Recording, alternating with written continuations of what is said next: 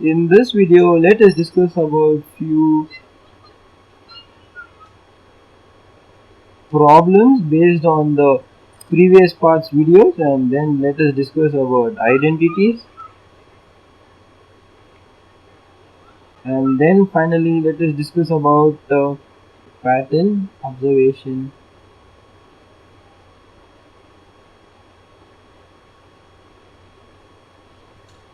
and how to solve using patterns. So now let's go ahead and start. So now your next question is simplify 126 into 55 plus 126 into 45. Now such type of problems would be time consuming because you'll have to multiply 126 into 55 and then you'll have to add with the number whatever you get by multiplying 126 into 45. Now let us see how distributive law can be applied here and the answer could be easily found. Now you can see that 126 is common for both the terms and this is the reverse of distributive law. So what you have to do is you take 126 outside the common term and then write the rest inside. So when you divide this by 126, what you get is 55. Then the plus sign is here and you take 126 outside, so the rest of the term here is 45. Now use the bracket operation and find the terms inside the bracket first. So 55 plus 45 would give you 0 and carry over 1, and so 5 plus 5 would give you 100. So 100 into 126. So now the simple method for multiplying 126 and 100 is when there is any term multiply with 100 or tens or thousands or something, you just add the number of zeros and go. That is, now here there are 2 zeros, so you add 2 zeros to 126, so the final answer you get is 12600. Similarly, you can follow various methods by using distributive law and associative law and make your problem solving easier. Now, the next topic in your syllabus is identities.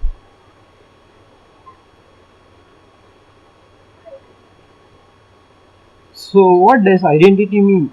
Now from here on, let's represent identity as I. Okay, so what does identity means? Identity means when a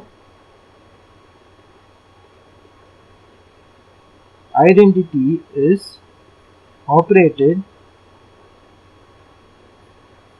with any number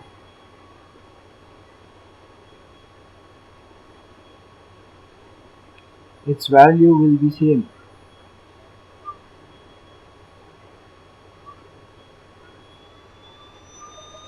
So let's see what this means.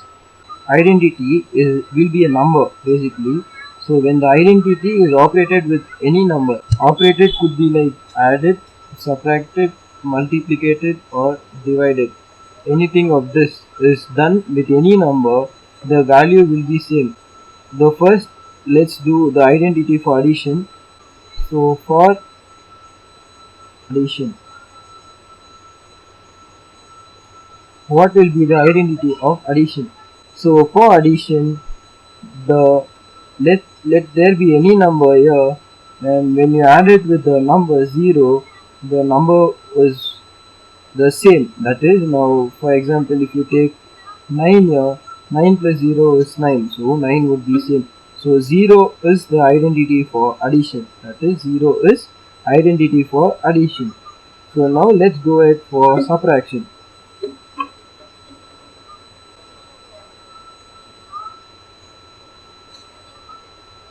So for subtraction, so let's see what is identity for subtraction. So consider any number subtracted by 0 would be the same number, and you can notice that for addition and subtraction identities are same. So therefore let's take an example and see. Now let's consider a number 72. So 72 minus 0 will give you 72. Now let us consider another example and see.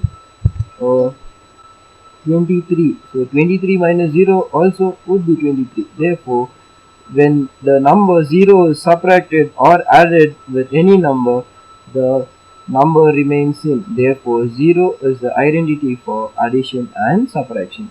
Now let's go ahead and see for multiplication and division. So for multiplication,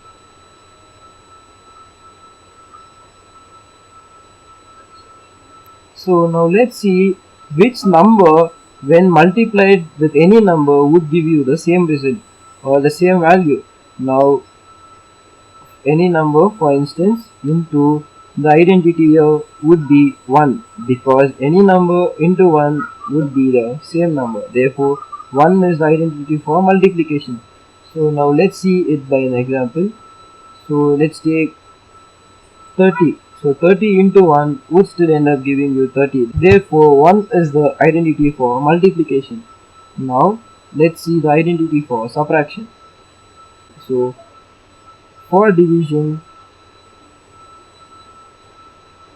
which would be the identity? Let's see what would be the identity for division. So any number divided by what number would give you the same number. So if you could guess, it would be 1 only. Therefore any number divided by 1 would give you the same number. Therefore 1 is the identity for division. So now let's take an example and see.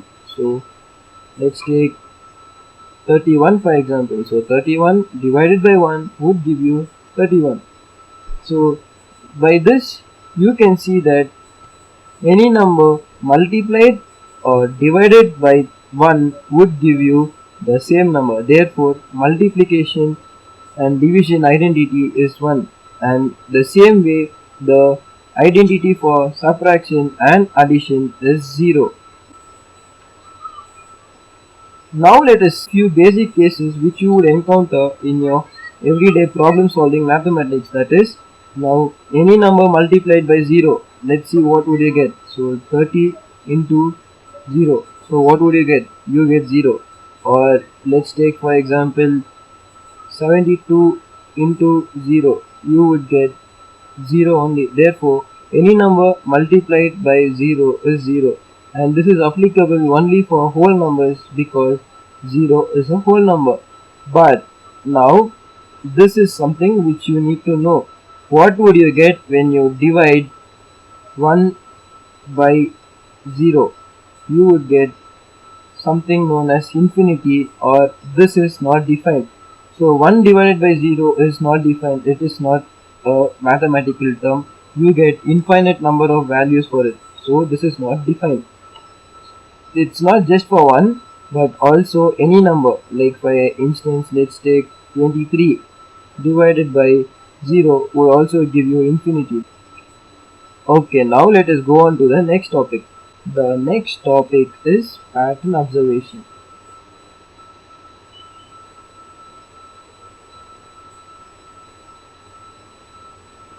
So now let us see what pattern observation means. Consider this pattern, for example 9, and then 9, 99, 999, and then 9999. So what would happen if you add 1 to every one of this number? So let's see. If you add 1 to this, and add 1 to this, and add 1 to this, and you add 1 to this. So for this first case you would get 10, and when you add 99 plus 1 you would get 100, and when you add 999 plus 1 you would get 1000, and when you add 9999 with 1 you get 10,000. Now observe this pattern, that is this pattern and this pattern closely. You might see they are almost similar. It's like a right angle triangle, right? They form a right angle triangle type of pattern. So this type of things can be used to solve your problem very easily. Now let's see how this could be applied to solve your problems. Okay, now let's go ahead.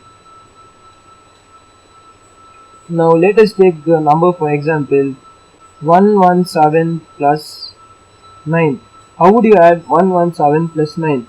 Now you can add this using the normal method. So now let us see how would you add this using the pattern observation method or pattern method. So 177 will be in the same way, and this 9 I am going to split it as 10 minus 1. Now it's easier to add 117 plus 10, that is this 2 together, then adding 117 plus 9 together. So here it will be simpler for you to add, that is you just add 1 in the tens value. So what you would get is 1, 2 and 7. See, because there's a 0 here, I've added my tens value and the rest remains same, and you put minus 1. So your answer would be 126. So this is the answer for this. So how this is useful is, now when here it's 9, but when you have bigger 9 digit numbers, it's easier for you to add. Now let's see a number with bigger values. So let's take a bigger number for example and try adding them. So 129 plus 99. You can observe that it's 99 here, and now you'll have to split 99 and write.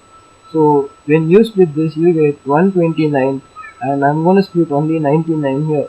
So 99 could be written as plus 100, and you minus 101, and when you minus 1 with 100, you get 99. Therefore this remains same, and the values also would remain same. So now it's easier to add 129 and 100 together, then adding 129 and 99. So here you have only hundreds place, so therefore what you get is 229, and the minus 1 remains here. Then finally when you subtract minus 1, what you get is 228, and this is your value for this. So similarly you can use this pattern of methods and subtract any number or add any number when the numbers of 9s are given, like 9, 99 or 999, etc.